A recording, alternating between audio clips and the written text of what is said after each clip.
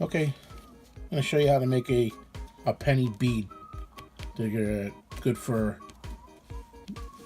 making bracelets, necklaces, pendants. Let's get to that. We're going to do one penny face up, one penny face down into the doming block. Closest matching slot here. We're going to use a number 15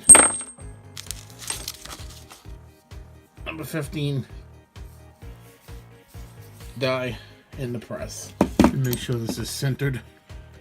Just go easy. I know I've said this before. Just go easy. You want to be able to read the penny afterwards. If you mush that down all the way, crush that all the way down hard, it's gonna erase the penny features off of it. Okay, now you got them cupped like that, both of them. And you see how you can still see the image of the penny is still visible. If you crush that with that die all the way full force with the press, it will take that. It'll look like it was run over by a train, and you don't want it. Defeats the purpose of what you're trying to do. Just if you wanted that, you just make a couple of copper beads. Okay, next step. Now with the ring shrinker, we're going to put the penny in the second from the smallest, and with the number 11 doming die, we'll go into the press with that. Okay, this is another one of the situations where you want to go slow, steady, and make sure that stays centered. At the same time, you don't want to take this all the way through that die. You want to get to a point where you've got a nice little cup going. And I'm trying to show you this the best I can.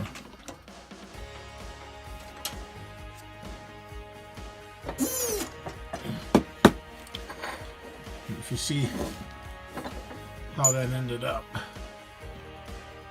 see how it's like that. And it's just a little poking through there, and you end up with that.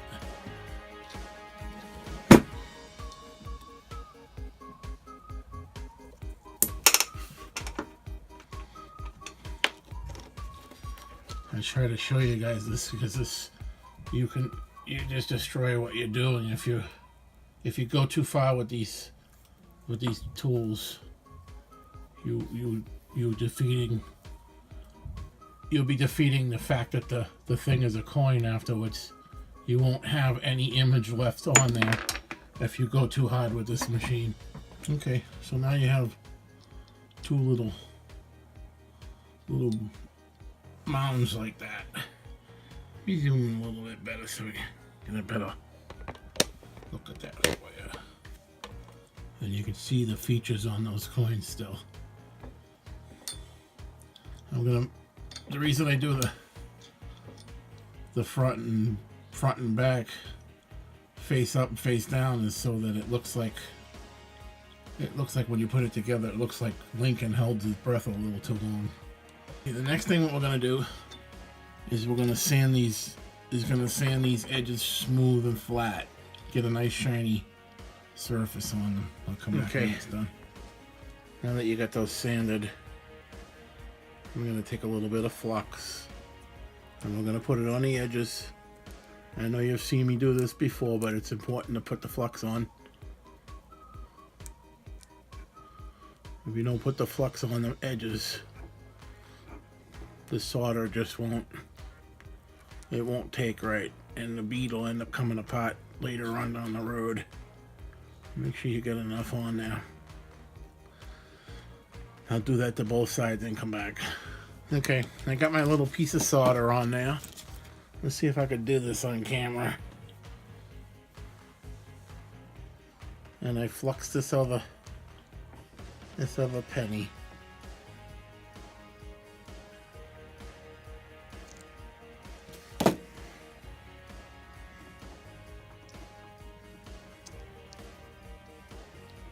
You just want to get those together, and you want to have the solder in the middle. Let me get that together, I'll be right back. Okay. And just like always, you want to heat from the bottom up on this.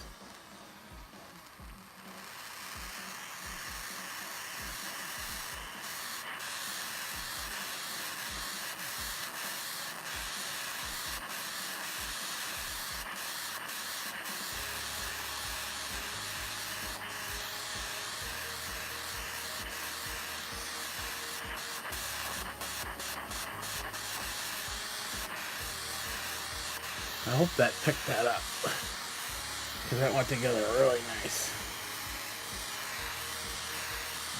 Just give it a little bit more heat on this side to make sure it took. And that's good. You let that cool. Okay, so now you have a little penny ball bead. And if you spend an hour or so, you could probably make up. Well, you could probably make about. You could probably make a bracelet's worth of these in an hour. So you get this little penny ball now. It looks like Lincoln held his breath too long.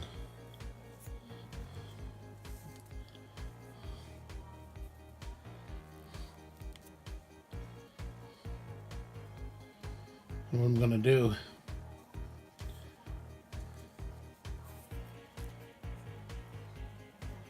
I'm gonna go on each side and drill a hole through with the 1/8 drill bit, 1/16 drill bit, and I'll come back and show you that. Okay, I've drilled a hole completely through that, one side and the other. Show you the next step. I'm gonna take a piece of this copper Omex wire,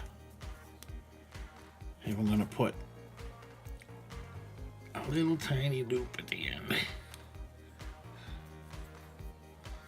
See if that pick that up.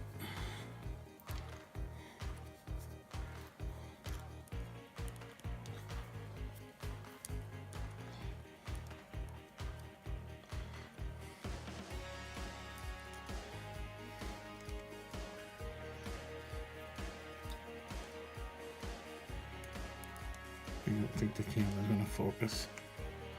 But you want to get that as closed as you can, and as perfectly around as you can,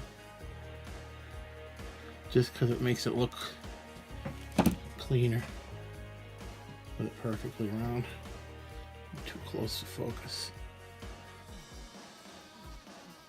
Okay. There we go.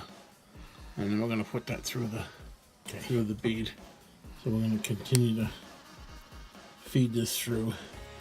Sometimes if the wire is a little crooked, a little bent, you have to play with it to get it to go through there. But take your time and tweak it. Don't drill a hole any bigger, because you don't want this to be sloppy on there. You want it to hold firm. If you see this got a little bent here. Might be bending this thing up. So if you just go slow.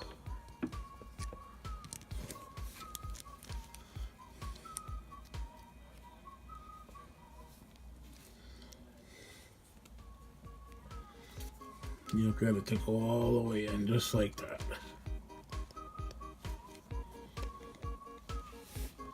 Sorry, trying to keep it on camera for you.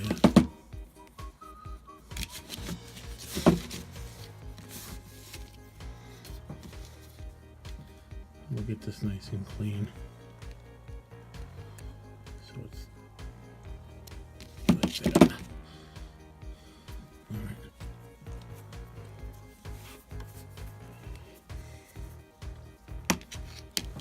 And then the other end, you want to leave it long like that. I mean, it don't have to be that long, but you're gonna leave it that. You're gonna leave it a little long, just so you can get an idea of where you're. So on this end, we curled this way. On this end, what we're gonna do, we're gonna curl the other way.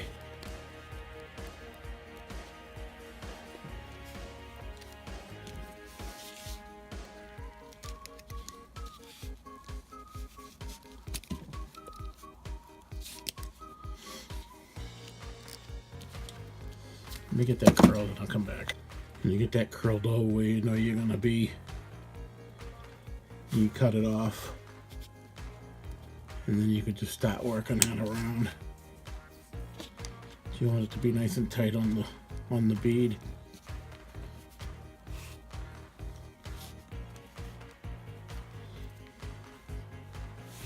See? This one's curled that way, around that way, and this one comes up and curls around that way. And we just give it a little squeeze in.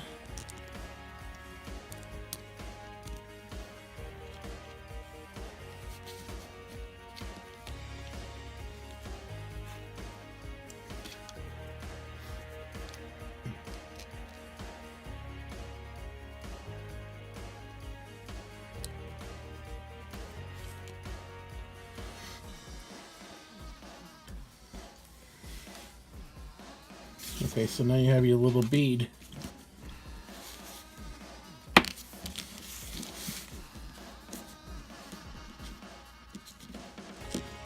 And what I'm going to do is I'm going to take this worn out Scotch-Brite pad. I'm going to clean this up. I'm going to use the pliers.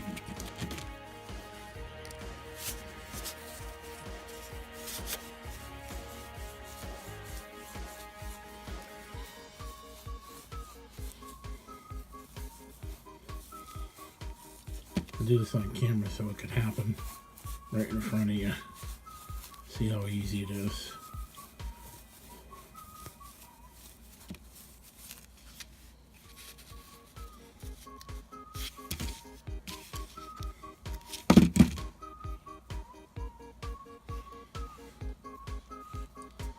There you go. There's a penny bead.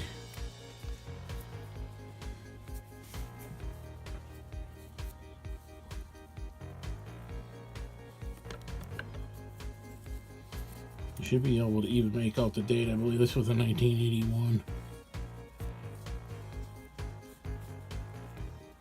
82. 1982. See what I mean? If you go easy with that press, you won't lose any of the features of the penny.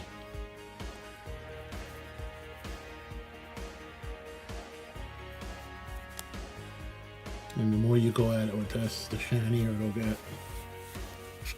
And like with my other videos, I said if you take that 4-aught steel wool, you can get these to shine like they're brand new.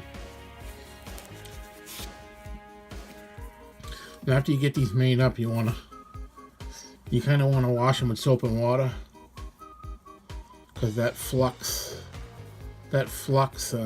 any residue from that flux will start to turn them green. I mean, if you like that what they call patina, that's fine.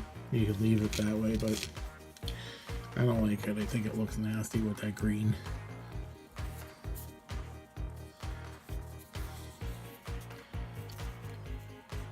And if you wear these as a bracelet and they leave a mark on your skin, all you have to do is dip them in clear nail polish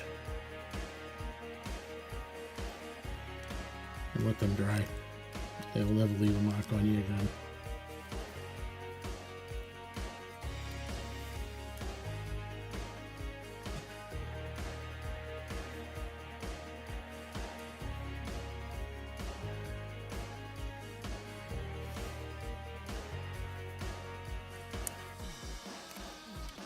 Try not to make these videos too long, but I like to make sure you guys know what you're in for if you attempt this stuff. How important it is to not go too crazy with the press. I could take a penny and put it in that press, and completely, when it comes back out, if you go too hard, you won't be able to see any of the features of the penny, and it just defeats the purpose.